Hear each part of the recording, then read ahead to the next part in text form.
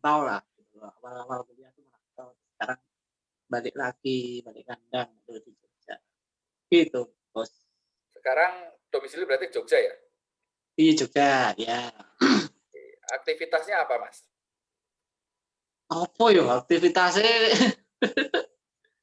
Ya cari duit masih ya masih lah. Terus ngopi-ngopi sama Mas Randy masih. Ini yang Ya, ke arah ini, Mas. Mungkin hmm, teman-teman pengen penasaran yang ke arah bisnis nih. Ada nggak kira-kira aktivitas? arah bisnis ya. Oke. Eh, saya masih salon mobil masih, salon mobil. Salon mobil, Ya, ternak domba masih. ternak domba. Oh, mantap ya ternak Ternak domba. domba masih. Terus cuci sepatu masih. Cuci sepatu. Jualan Care berarti sabun ya? masih. Ya, care. Care. Jualan sabun. Masih. Banyak banget ini berarti bisnisnya Mas Sakti ini. Enggak. Kita yang di sini aja memulai bisnis aja pada takut ya. Ini Mas Sakti udah tadi ya sebutkan aja 4 yang disebutkan loh ini teman-teman ya. Sebutkan aja 4 yang belum yang disebutkan. Kita simpan dulu nih, ada ternak domba, cuci sepatu, jualan sabun, car care, salon mobil dan sebagainya. Kita simpan dulu. Kalau flashback Mas ya, sedikit flashback nih Mas Sakti nih. Yap. Perjalanan hidupnya mulai dari lulus kuliah. Nah kan kita mulai jarang ketemu tuh kan dari lulus kuliah tuh. Saya nggak tahu wisudanya bareng nggak ya? Saya belakang. Kayaknya mbuh lali. Aku pokoknya bareng sama Indra Deren aku. Oh bareng. Oh, berarti bareng lah. Berarti pinternya saya mirip-mirip sama Mas Sakti lah, alhamdulillah. Aduh. Berarti bareng aku, bro.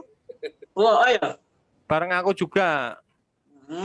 Benar. 2005 bulan apa lali aku. Oke Mas Sakti, November. bisa diceritakan nggak? Bisa diceritakan ini perjalanan hidupnya Mas dari lulus kuliah kayak apa Mas? Wah, ini mengulang luka-luka lama. Ini kan buat hikmah kita semua Mas, supaya. Oh iya. Yang mantan-mantan nggak usah ceritain ya. Oh iya. Mantan nggak usah ceritain mantan Mas. Siap. Ada di sini. Hero. Oke, 2005 habis lulus dulu lamar kerja, pokoknya hunting. Dulu hunting, pokoknya pendak setun, dulu Kompas sama KR, ada lowongan langsung ngetik, cetak di luar selokan, ya, kirim. Pekerjaan pertama yang saya waktu itu nyantol itu adalah itu Konimek itu yang bareng sama Mas Wahyu Pamungkas. Kalau ada di sini mungkin itu satu angkatan sama saya. Itu jadi apa itu istilahnya apa kayak apa sales officer ya apa ngono kae lah manajemen trainee. Nah, MT. Gitu. MT. Itu saya ditempatkan di satu training sama Mas Wahyu itu, kemudian penempatannya beda. Saya di Purwokerto, Mas Wahyu Pamungkas itu di Jakarta, kalau nggak salah. Terus itu bertahan kurang lebih 1 tahunan lah. 1 tahunan, kemudian sempat balik Jogja lagi. Waktu itu iseng-iseng mengawali bisnis. Buka counter HP, counter pulsa, terus sama jualan busana muslim anak. Nah, seperti itu. Tapi orang sabar toh, panas, ya sama orang tua, orang lamar kerja meneh itu. Oke, saya tak ngelamar kerja. Akhirnya ngelamar kerja, masuklah di bank OCBC NSB. Waktu itu masih NISP ya, waktu itu belum merger sama OCBC. Itu seleksi, saya masih ingat itu seleksi. Tinggal diperos, akhirnya masuk pada waktu itu. Tapi penempatannya saya di Kalimantan, di Balikpapan. Nah, di Balikpapan sempat ketemu macam-macam teman-teman juga yang di Kaltim, termasuk Mas Imam tuh pernah main di kontrakan saya. Mas Nugrah pernah ketemu di sana. Terus apa ya, Mas Dendi pernah saya ketemu di hotel di Balikpapan. Ada nggak yang di sini? Mas Dendi nggak ada ya? Belum join, Pak. Belum join ya? Oke, terus setelah dari Balikpapan, saya married, nikah, istri saya bawa ke Balikpapan, anak saya yang pertama lahir, kemudian tidak lama kemudian saya resign, balik lagi ke Jogja. Balik lagi ke Jogja, awalnya mau memulai bisnis, tapi ya karena saya udah berkeluarga, jadi agak berat lah gitu loh, harus ini dapur harus ngumpul terus. Akhirnya ngelamar kerja lagi, saya masuk di dealer mobil Honda, mencoba di marketing. Yang tadinya kan officer, sekarang aku pengen nyoba lagi lapangan tuh kayak, ternyata saya enjoy di situ. Awalnya sih enjoy, kemudian ada tawaran lagi masuk di bank pada waktu itu, masuk di bank Syariah. Sempat tergoda akhirnya masuk ke Syariah Mandiri. Saya pernah masuk di Bank Syariah Mandiri di Biro yang di kantor pusatnya itu. Tapi ternyata apa ya, kok parah jam kerjanya gitu loh. Masuk itu jam 6:30 itu udah masuk, jam 7 udah ada apa semacam briefing, ada pengajian dan sebagainya. Itu pulangnya nanti hampir jam 7 malam lagi paling cepat. Ya wes akhirnya nggak kuat, terus masuk dealer Nissan. Nah, dealer Nissan ternyata lebih dekat dengan rumah, kemudian ya menikmati lah. Tahun 2010 sampai 2013. 2013 resign. Nah, 2013 resign, terus ke sini bangun bisnis. Ingatnya kayak gitu, Mas. Mantap, perjalanan hidupnya ternyata kayaknya paling banyak seangkatan ini. Oh, lah. Kok minum sendiri? Apa ya? Luar biasa nih, Mas Sakti nih, 2013 resign, terus kemudian membangun usaha sendiri. Berarti mulainya 2013 ya, bangun usaha sendiri ya? Mantap.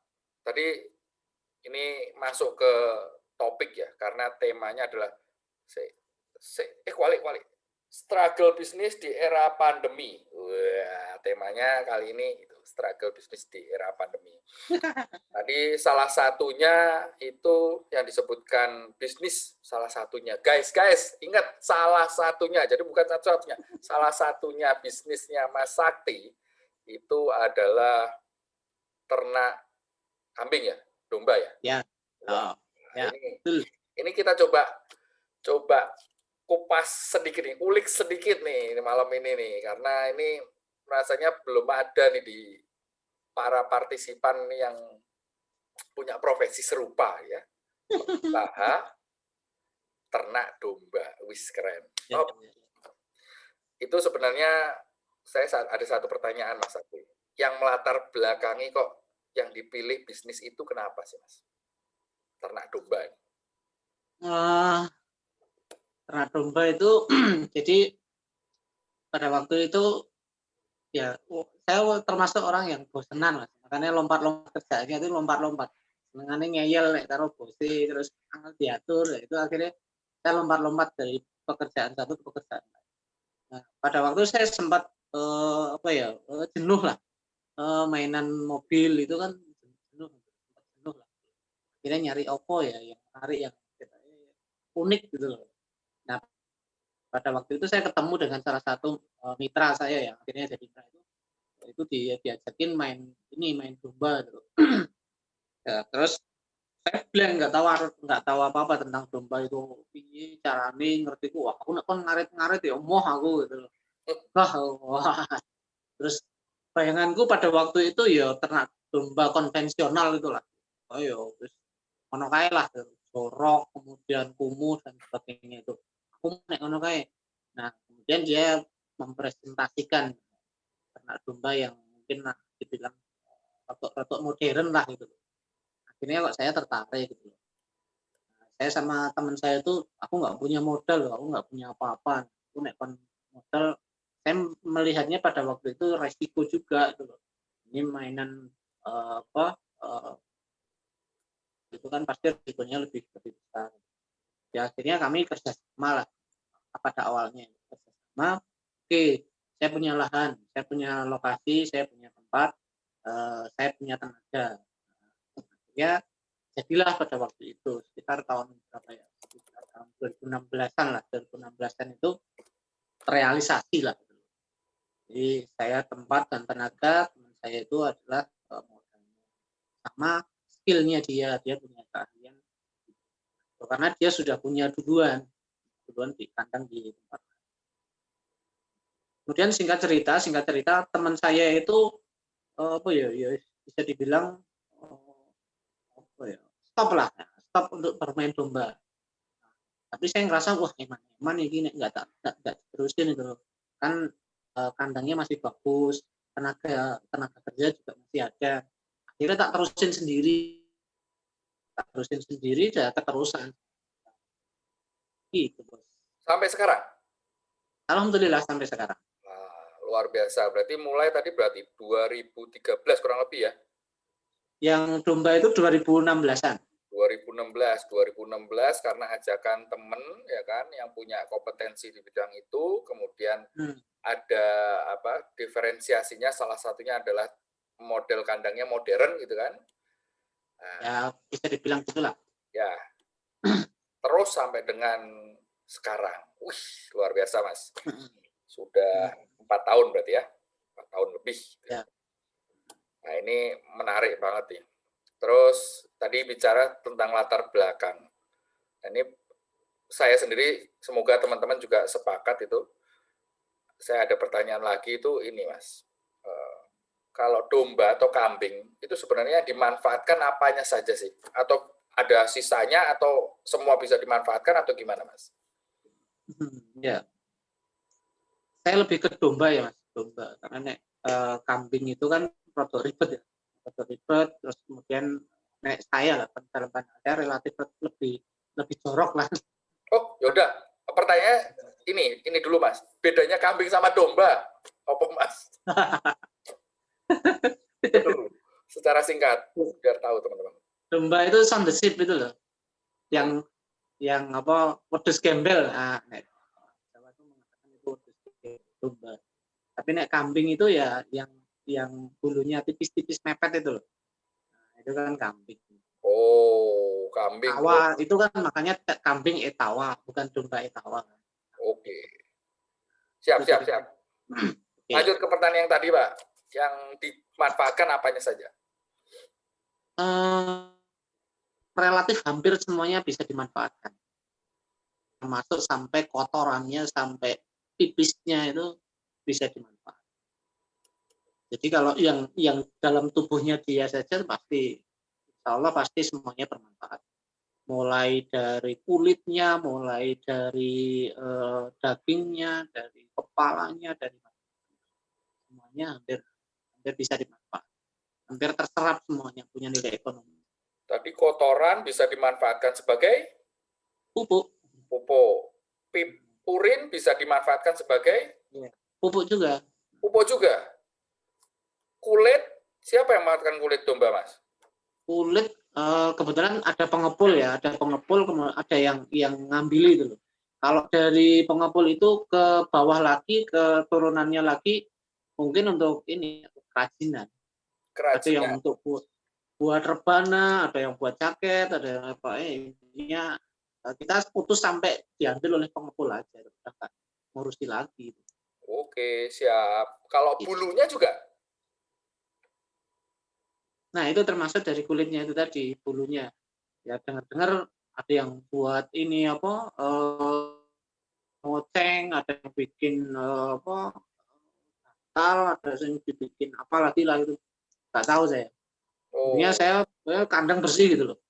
Belum sempat kepikiran untuk membuat selama ini berarti diserahkan kepada pengepul ya, kulit sama bulunya tadi ya. Berarti yang dimanfaatkan sendiri sama Sakti apa ya? Daging. Kalau sampai sekarang ini sampai ke catering akikoh. Catering akikoh. Ini berarti kan Catering akikoh dagingnya lah. Nah, ya. Dagingnya. Bisa diceritain sedikit nggak nih? Kasih bocoran ke teman-teman di Oppo catering akikoh tuh ngolahnya gimana dan sebagainya gitu.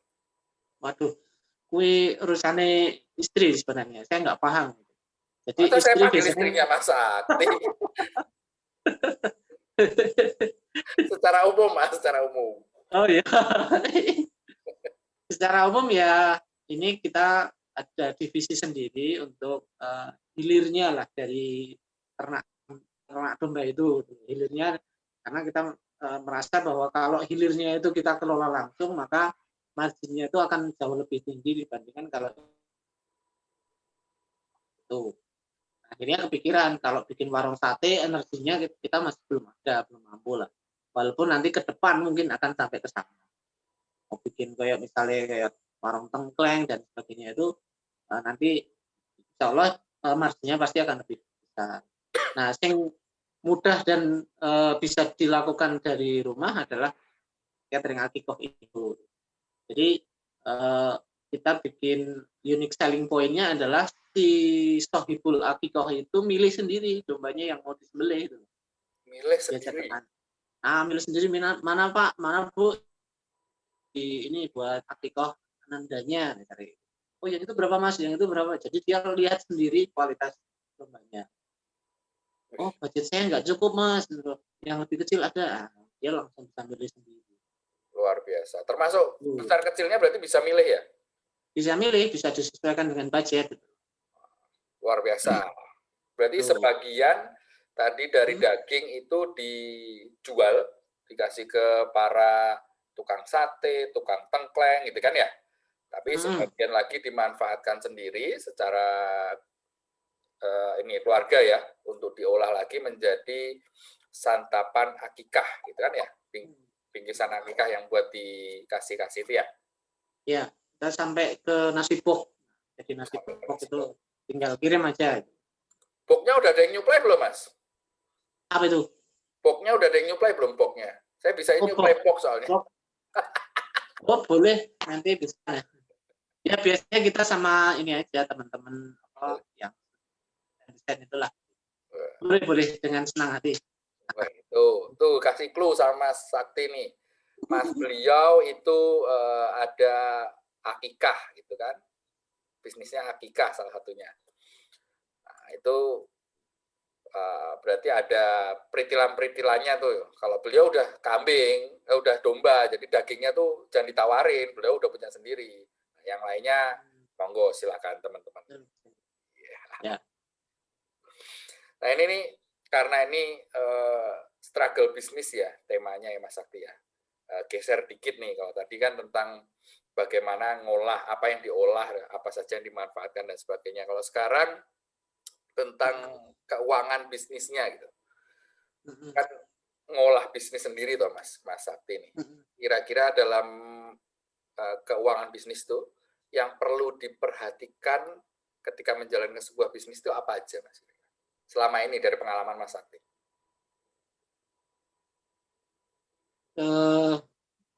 Kalau di masa ini ya memang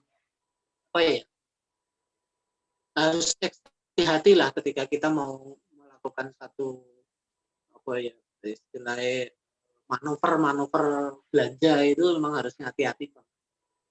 Karena saya sebisa mungkin juga dalam masa seperti ini nggak ada pengurangan karyawan. Walaupun karyawan saya belum banyak, tapi sebisa mungkin nggak ada PHK lah, nggak ada yang pas lah.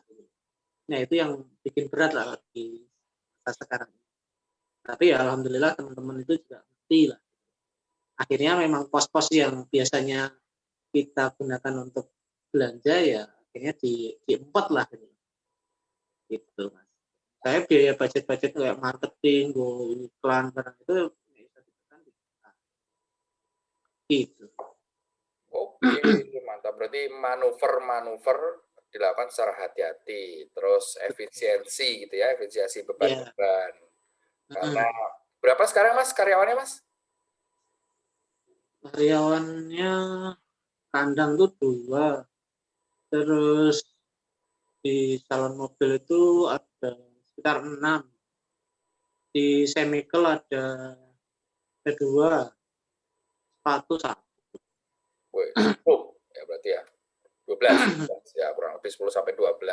Dan itu udah kayak keluarga Mas ya sama buat Mas Sakti. Nah, itu dia yang bikin bertahan itu ya bareng-bareng lah gitu. Enggak bareng. Oke. Geser sedikit ini diskusinya ke arah apa ya? Passion gitu, ke arah passion gitu. Kira-kira dari pengalaman Mas Sakti nih kan ada banyak ya, termasuk salah satunya tuh yang tadi ternak domba gitu. Pengetahuan sama passion apa sih yang harus apa ya? Harus dimiliki dan harus diasah. Kalau misalkan teman-teman pengen terjun di dunia khususnya ternak nih loh. Ya prinsipnya ya kalau orang yang mindsetnya bisnis sebenarnya nggak harus menguasai teknis ya. Artinya teknis-teknis itu bisa dilakukan oleh para ahli lah. Kita bisa hire teman-teman ahli lah. Contoh aja misalnya teman-teman dari SMK peternakan itu ternyata ada di Jogja itu. SMK peternakan? Ada. Ini gue Mas. Hah? Neng Bantul apa mana itu? Ada itu. Nah, termasuk salah satu teman di kandang itu juga lulusan itu tuh. Saya juga baru tahu tuh loh. Lah dia diajari apa Mas?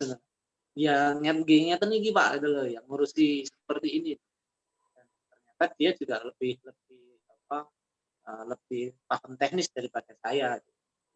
Jadi kalau mungkin di level kita itu tidak harus turun lapangan langsung full gitu juga enggak.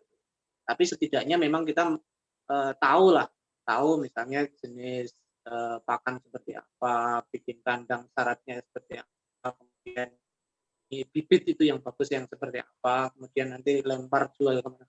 Kita lebih ke manajerialnya aja gitu. Seperti itu. Kalau kita membayangkan, oh aku sesuk pensiun arep ngingu domba, terus kita wis nyepake are topi sama ya itu pasti saya yakin mesti nggak semua orang akan bertahan. Mau bicara juga konsep produk modern gitu loh. Seperti itu. Siap. Ya poinnya ya yang mempengaruhi tidaknya sukses dan tidaknya ternak domba itu ya satu sama lah kayak bisnis-bisnis yang lain lah gitu. Ada keuangan, SDM, kemudian operasional, pemasaran itu aja lah. Berarti secara teknis kita sebenarnya nggak harus tahu semua gitu ya. Sama satu lagi yang paling penting adalah kita harus berkomunitas. Itu. Berkomunitas itu realnya seperti apa Mas? Realnya ya komunitas misalnya kalau di Jogja itu ada paling gede itu adalah namanya PPKDY, Perserikatan Peternak Domba Kambing Yogyakarta. Minimal ketika kita nggak aktif dalam satu komunitas itu kita bisa ngintip informasi update-update tentang perdombaan kalau dalam dunia domba. Jadi saiki harga niki piro, kemudian trennya pakan yang digunakan oleh teman-teman itu apa, kemudian risiko-risiko apa kayak gitu. Jadi enak itu loh. Kita bisa ini lempar-lemparan informasi, link-linknya itu enak. Gitu. Itu kalau tadi kan salah satu hal yang penting adalah gabung atau punya komunitas gitu ya. Tergabung sama komunitas itu kalau di ternak domba ini Mas Sakti bentuknya kayak apa sih? Apa sekedar WA group atau bahkan sampai dengan ada bikin paguyuban atau seperti apa Mas? Real kita sering offline juga. Sebelum pandemi ini sering ketemu. Kemudian ngundang pelatihan, misalnya ngundang profesor dari dari Fakultas Peternakan UGM. Kemudian kita sempat ngadain kuliah di Fakultas Peternakan UGM, kuliah gratis. Saya sempat ikut. Itu juga diprakasai juga dari komunitas-komunitas itu. Dan itu bermanfaat sekali. Jadi rasa percaya diri bagi peternak-peternak pemula itu terangkat. Ketemu profesor, ketemu para ahli, ketemu para jakal-jakal yang benar-benar bersertifikasi, itu bagus banget itu loh. Kemudian kalau misalnya di pemasaran yang paling terasa itu Pak, pemasaran itu misalnya barang kita kurang, kita punya order, ya, kita jadi punya link-link itu. Punyamu ada nggak, masih nggak? Nah, aku isi akeh. Kemudian pakan itu kan kalau kita beli misalnya satu tronton, satu rit gitu, itu kurang lebih ada 5 ton. Itu mungkin kalau dibeli oleh satu peternak saja mungkin berat. Yuk bagi 4 atau bagi 2 ini jadi itu nolong banget itu. Kalau kita beli ngecer kan mahal. Itu. Oke, berarti termasuk ininya ya. Fungsinya adalah bahu membahu gitu kan ya. Bahu membahu supaya ya segala yang terasa berat kalau dilakukan sendiri itu dengan berkawan, berasosiasi, berteman, bersahabat itu berarti jauh lebih mudah gitu ya. Betul. Berarti selama ini nggak pernah mengalami kendala dalam hal pemasaran ya, Mas? Atau gini aja, mungkin bisa dijelaskan selama ini kan ada berapa sih dombanya? Ada berapa sih, Mas? Kalau full 200 ekor. 200 ekor ya, 200 ekor. Guys, 200 kali berapa sih? 2.500.000 ya. Wow, itu kan. Itu kira-kira memasarkannya gimana sih, Mas? Teknik memasarkannya? Setidaknya ada 2 program kalau di domba itu. Yang pertama adalah program reguler, yang kedua adalah program kurban atau Idul Adha. Kalau yang program reguler itu kita hilirnya adalah warung-warung sate atau resto sate. Kemudian ada juga yang tadi akikoh itu tadi. Tapi serapan yang paling besar itu adalah resto, warung sate. Nah, warung sate itu ya kita tinggal ini aja, cari link-link gitu aja, mungkin radius 5 kilo aja dari kandang itu sudah. Nah, tinggal kita nanti perangnya adalah di kualitas dombanya. Harga mungkin relatif sama lah. Nah, fungsi komunitas tadi adalah salah satunya adalah mengendalikan harga itu. Ente mau lari ke mana, peternak mana, kalau itu masih dalam satu komunitas, kita yakin akan lebih aman lah. Karena mungkin ada standarnya, ya main di harga ini, main di harga ini. Jadi lebih aman. Terlindung ya, stabilitas harganya terlindung kalau di Jogja. Ya, terlindung. Aman ya, relatif aman ya. Ya, relatif aman lah kita. Karena kita punya hitung-hitungan HPP berapa, pakan berapa, itu kan kalau dia sampai nurunin di bawah itu ya boncos sendiri. Baktinya. Kita punya hitung-hitungan. Ya kecuali dia punya problem khusus, dia harus ngeluarin di harga rendah, ya risikonya dia itu. Tapi kita setidaknya punya hitung-hitungan. Gitu. Dan alhamdulillah kita sudah punya link-link warung-warung sate. Itu kalau sebelum pandemi memang luar biasa permintaan. Kalau teman-teman sering ke Jogja yang dari luar Jogja, dari luar kota, itu sate Pak Pong itu aja kan luar biasa itu, yang di Jejeran itu. Itu kalau Idul Fitri itu kalau tidak salah itu motong satu hari bisa 90 ekor. 90 ekor. Ya. Berarti satu kandangnya Mas Sakti habis 2 hari. Habis itu habis itu sampai kurang. Kalau kemarin deh ya belum masa pandemi. Kemudian tengkleng gajah itu tahu sendiri kayak gitu. Sekarang kayak terminal, jadi permintaan atau kebutuhannya daging domba itu luar biasa. Banyak. Nah, cuma sekarang ini agak turun. Memang nah, wisata kulinernya kan turun. Pandemi berarti turun lumayan ya? Lumayan. Nah, nanti ngobrol nanti. Mas Sakti berarti mensiasatinya gimana ini, Mas? Pandemi begini. Nah, pandemi ini strateginya ya stoknya harus hati-hati. Harus hati-hati lihat harga karena harganya fluktuatif, Mas. Jadi naik turun. Kadang musim misalnya minggu ini sama minggu lalu sama minggu depan itu bisa jadi harga itu berbeda. Salah satu strategi pemasaran kami adalah diecer, Mas, dibileh, dipotong, dagingnya kita kemasi per setengah kilo, 1 kilo, upload gitu. Jadi yang beli sasarannya adalah rumah tangga, emak-emak langsung online gitu. Dan itu alhamdulillah justru malah lebih menarik. Kayak ayam berarti ya, dada doang gitu ya. Ya, kita misalnya daging berapa, kemudian tengkleng tulang itu sekilo berapa, kepala per kilo berapa, hati paru itu berapa, kita ecer gitu. Paling mahal bagian apa, Mas?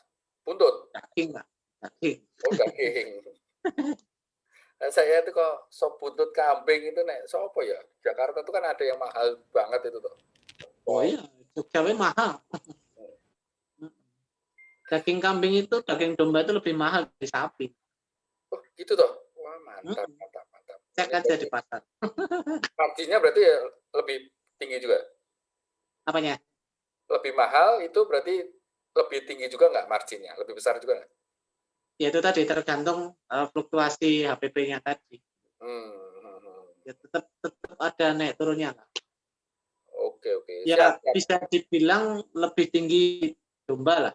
Karena sapi kan pemainnya banyak sekali tuh. Oke, berarti kalau sapi udah terjadi ini ya, harganya sudah terkoreksi lama lah gitu ya. Betul. Oke, siap. Ada pertanyaan dari Pak Hendy ini, torpedo kambing per kilogram berapa? Ada torpedo. Barang langka, Bos. Torpedo taruhnya di toko Mesiu mungkin, Pak. Japri. Laku juga Pak itu, torpedo itu? Wah, itu pelanggan saya itu dari 403 itu. Bapak tentara itu. Oke. Siap. Oke, ini udah jam 8.15, Mas Sakti. Ini kayaknya sesi ini kita buka kali ya. Sesi diskusi gitu. Ya. Minum dulu. Minum dulu.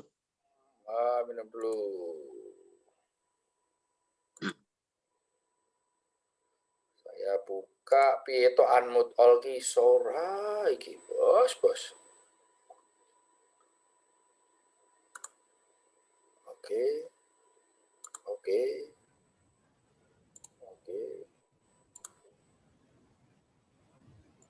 Oke, silakan kalau ada yang mau bertanya bisa raise hand.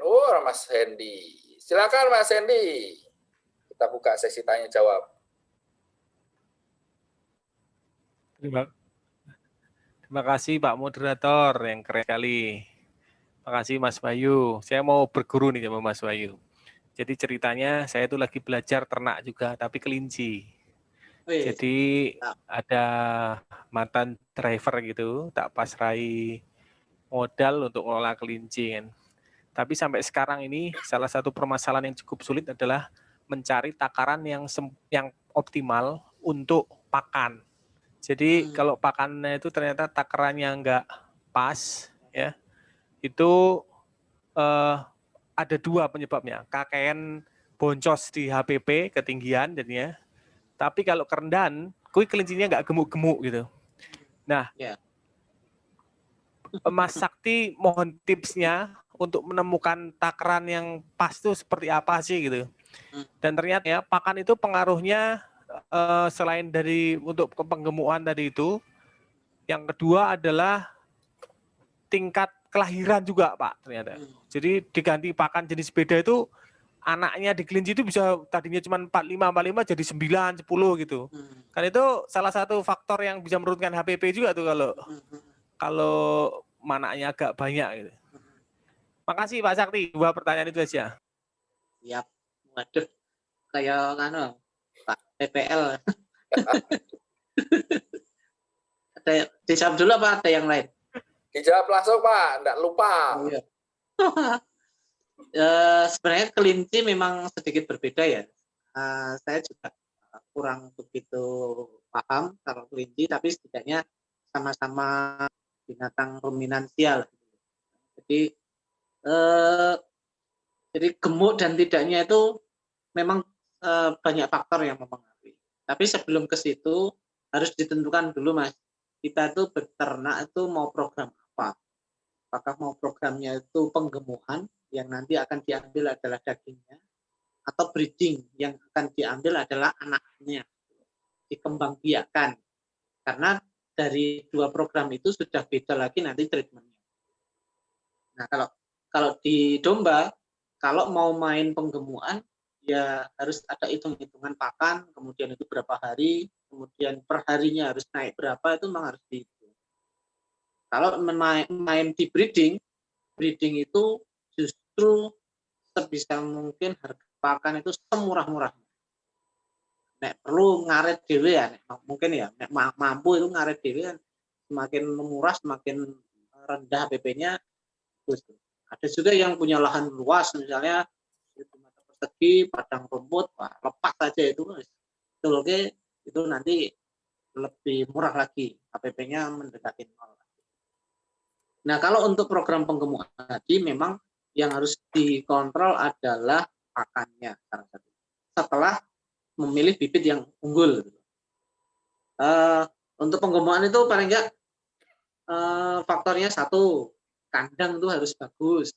Bagus itu dalam artian secara klinis itu tuh sehat.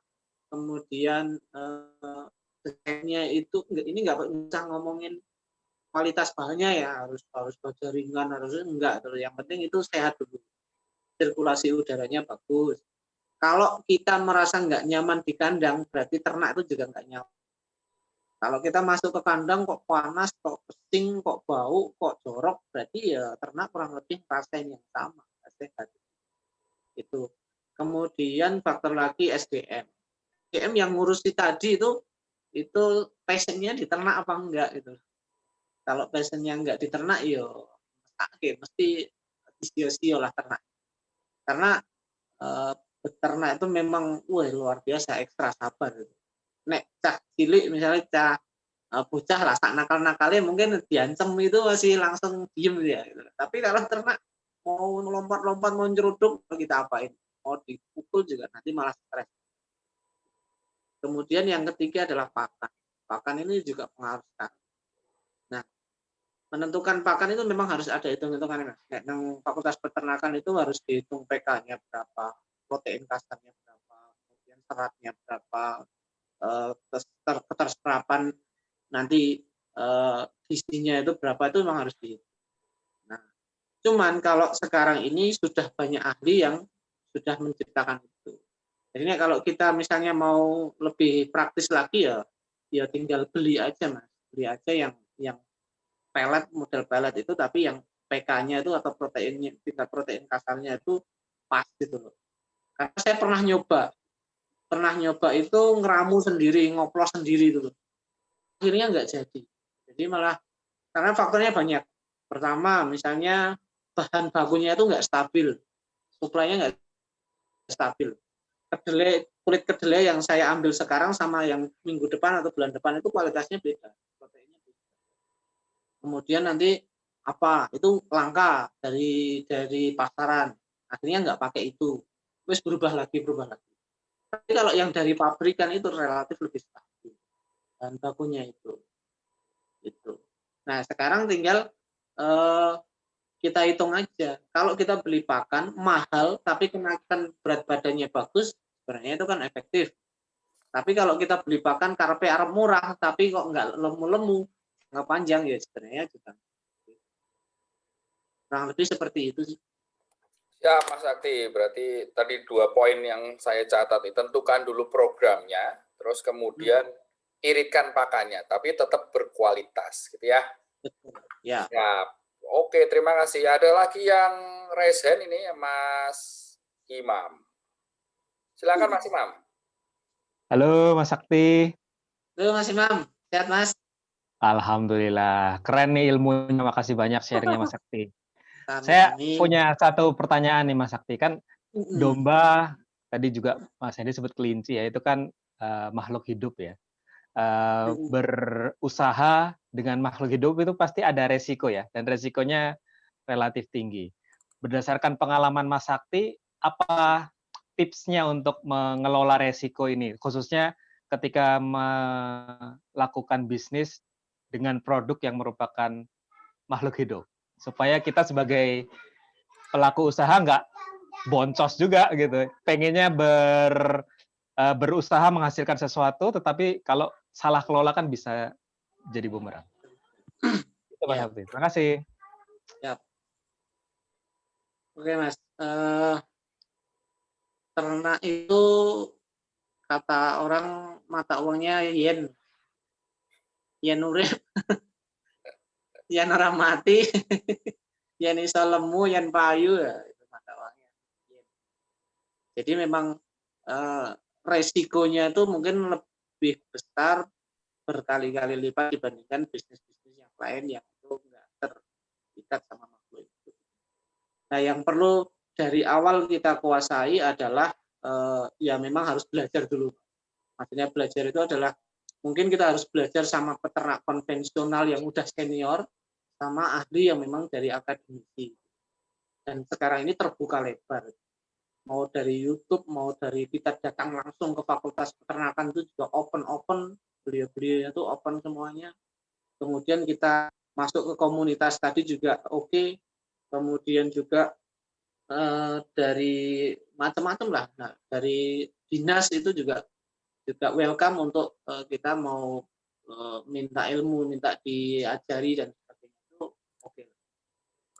Mulai dari awal itu harus kita harus inilah membuka mindset kita untuk belajar. Yang kedua adalah mengaplikasikan apa yang menjadi saran-saran mereka. Contoh sederhana aja, bikin kandang itu adalah investasi yang sangat besar. Taruhlah misalnya kandang kapasitas 100 ekor itu sekitar, kalau di Jogja ya pakai kayu itu investasi sekitar 25 juta lah. Nah, 25 juta itu kalau kita nggak tahu ilmunya itu bisa jadi gagal total. Artinya gagal total, misalnya ketinggian panggung, ketinggian dari tanah sampai ke atas itu harus ada minimalnya ternyata. Dan itu juga harus melihat sirkulasi angin dari sekitar itu seperti apa. Apakah ini sebelahnya adalah tembok rumah atau apa sehingga angin bisa masuk, itu sudah pengaruh sekali. Salah bikin kandang, boncos. Karena pasti akan tidak berkembang, bisa jadi dombanya keracunan, mati, dan sebagainya. Itu dari awal. Dan itu banyak peternak pemula yang terpaksa harus membongkar kandang. Padahal sudah dicor, sudah investasinya gede, salah bikin kandang. Bawahnya di semen full, akhirnya urin itu karena terlalu dekat, jadi urin itu menguap, amoniaknya naik lagi. Amoniak naik, ternak domba, keracunan, nggak gemuk-gemuk. Padahal pakannya udah mahal, udah bagus, udah kelihatan modern, tapi contohnya seperti itu.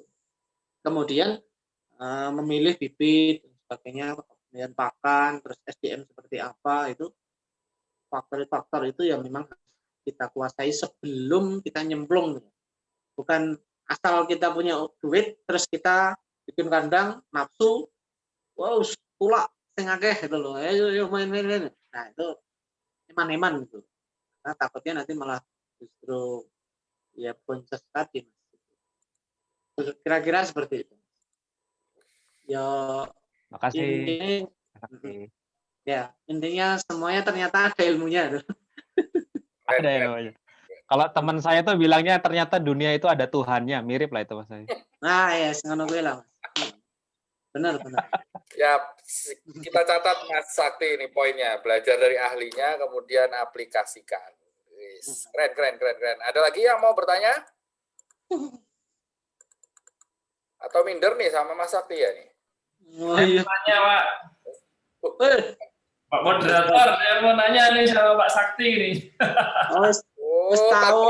Tanpa resen ini nanya ya. Silakan Pak Sandi. Nah, ini kan saya tuh juga sebenarnya dulu itu tertarik lah untuk ternak ini ya, ternak kambing. Cuma memang saya termasuk yang gagal karena pergane ada beberapa ekor yang meninggal, yang mati lah. Nah, cuma ya kebetulan kan harga kambing itu kan naik terus. Jadi tetap balik modal, ya kayak modal gitu kan. Nah, saya tuh pengen nanya nih Pak Sakti ini. Kadang kan kalau untuk saya sendiri kan juga tidak bisa memelihara sendiri gitu kan. Nah, itu akhirnya kan juga bisanya tetap bayarin orang. Nah, itu saya yang mulai penghasilannya itu bisa lumayan itu minimal itu berapa ekor Pak? Misalkan bayar orang. Teman saya ada yang sedang hitung juga, ya, siapa tahu beda gitu. Nanti dan bayar orang gitu ya, bayar orang. Istilahnya kalau nanti bagi hasil lah sistemnya itu ya. Dengarannya apa ya? Gaduhan. Gaduh ya, itu tuh minimal itu berapa ekor Pak? Supaya hasilnya itu rada uhui gitu loh. Maksudnya ya kepas gaji orangnya ya keren gitu. Ya. Itu ya Mas. Ya. Oke. Kembali lagi tadi sama kayak pertanyaannya siapa tadi Mas Hendy ya. Jadi sebelum kita mau ternak itu memang harus ditentukan dulu programnya apa. Termasuk ketika kita mau nggaduh ke domba itu, iki programnya arep ngopo gitu loh. Apakah hanya sekedar breeding, mau beranak menjadi oke, beranak pinak, atau memang kita mau main penggemukan di target hari berapa hari nanti harus dijual, pakannya sehari berapa rupiah. Nah itu memang harus ditentukan dari awal. Freestyle yo akhirnya nanti juga hasilnya juga freestyle juga biasanya ngono kuwi. Dan untuk menemukan sistem gaduh nek teng kampung itu biasanya ya wis ngono kae Mas gitu loh. Kadang-kadang sok tiba-tiba mati terus lepas tangan dan sebagainya akhirnya kayak gitu. Nah, kembali lagi program domba itu setidaknya ada ya 2-3 lah paling enggak. Satu tadi penggemukan yang diambil nanti adalah dagingnya, targetnya adalah warung sate dan sebagainya. Yang kedua adalah breeding, yang peak seasonnya itu adalah kurban. Nek mau main paling aman itu sebenarnya kurban. Setahun gede ke idol itu insya Allah badi Mas gitu. Nah, itu seperti itu. Ini ya gue mau mata uangnya yen mau Mas gitu loh. Yen orang mau apa ya. Ya ini loh, aku juga kadang itu gini Pak, kontrolnya itu loh. Aku juga nggak tahu ya. Maksudnya kontrolnya ini wah ya tapi masalahnya saya tuh nggak bisa membaca pikiran orang ya. Kamu orang tiba-tiba kita kan juga terus setiap minggu ngecek gitu kan ya. Wah tiba-tiba. Ya itu tadi salah satu faktor ya, suksesnya tuh satu SDM tadi loh. SDM itu dia profesinya memang peternak atau minggu samben atau apa gitu loh. Apa iseng-iseng.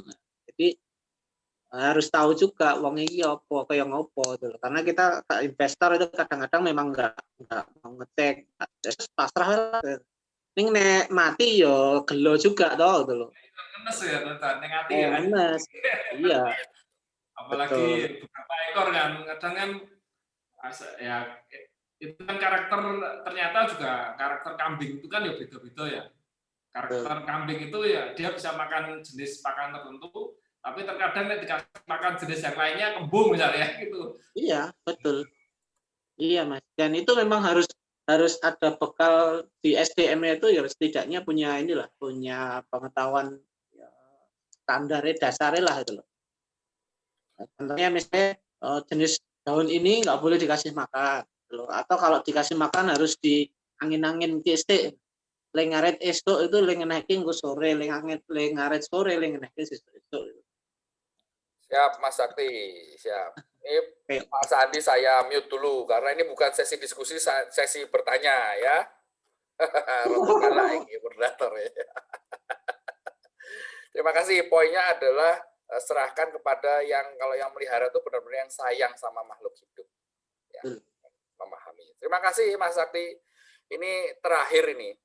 Kalau dari moderator pertanyaan terakhir nih. Harapannya kepada teman-teman Wanawasa 2000 itu FKT angkatan 2000 Mas. tentang tema yang malam ini kita diskusikan ini kira-kira harapannya apa, Mas? Monggo silakan. Temanya struktur bisnis ya. Ya. Ya apa ya? Kalau mungkin di beberapa teman-teman ini ya di bisnis ya. Tapi kalau misalnya di bisnis memang ini merasakan hal yang luar biasa. Ini cobaan ujian wong bisnis kita ini wapet banget ini, berat sekali. Jadi setidaknya yang harus kita pahami bahwa ya ini jadi artinya kita tidak sendirian. Kemudian memang harus sabar, banyak-banyak berdoa, kemudian ikhtiar semaksimal mungkin. The power of kepepet itu alhamdulillah akan menimbulkan kreativitas baru buat kita. Ya mau nggak mau lah kita dikejar anjing dia paker dhuwur wae dilumpati akhirnya itu. Dan alhamdulillah yang semakin menguatkan adalah forum-forum seperti ini salah satunya. Wah aku bisa komunitas nenek, wah kocok sing dukung, wah aku bisa ya seperti ini, sharing seperti ini sebenarnya juga sangat menguatkan saya gitu loh. Oh iya ya, aku akhirnya terus jadi jenggelek meneh itu loh. Oh teman-teman aja banyak nanya tentang domba, masa aku ya. Dan ke depan mungkin bagi bapak-bapak atau teman-teman yang pengen istilah investasi atau nanti pas pensiun dan sebagainya, mudah-mudahan sharing-sharing kayak seperti ini ada manfaatnya lah. Jadi orang domeh turah-turah duit terus tul ayo ditolong. Siap, terima kasih wejangannya nih Mas Sakti ya.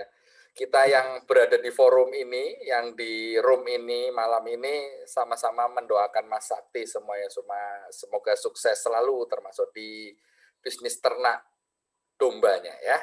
Amin amin amin ya rabbal alamin ya. Terima kasih.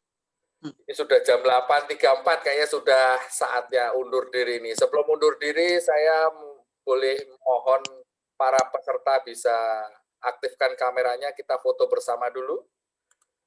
Wes, ini akan muncul di mana ya Pak Heru ya? Di Facebook ya Pak Heru ya? Halo Om. Di Facebook kita posting sama ini direkam lah ya? Direkam Pak, tenang Pak. Oh sih, direkam kan nanti kita bisa posting juga di Facebook ya atau bikin ya, website Mas Imam juga bisa naik ya. Siap. Naik ke YouTube dan juga website. Siap. Perdana ini, bincang rencang yang perdana, Jos. Bincang rencang yang perdana. Sekali lagi. Pat moela pomomo. Ayo, sip. Mas Randy serius tenan nih. Sip. Woi, sudah. Siapa ini yang berikutnya Pak Randy? Terima kasih. Nantikan lagi kelanjutannya. Monggo yang mau nanti sharing-sharing bisa japri ke saya. Wah, nanti kita itu rencana berapa kali sebulan ini atau sebulan sekali atau bagaimana? Insya Allah kita tunggu ininya dulu. Donatur tetapnya untuk bisa mengadakan ini. Gitu. Insya Allah kita adakan maksimal sebulan sekali Pak. Jadi lebih cepat, lebih enak nanti. Tergantung ini request teman-teman nanti. Terima kasih atas dukungannya semuanya. Assalamualaikum warahmatullahi wabarakatuh. Waalaikumsalam warahmatullahi wabarakatuh. Terima kasih Mas Sakti. Terima kasih Mas Sakti.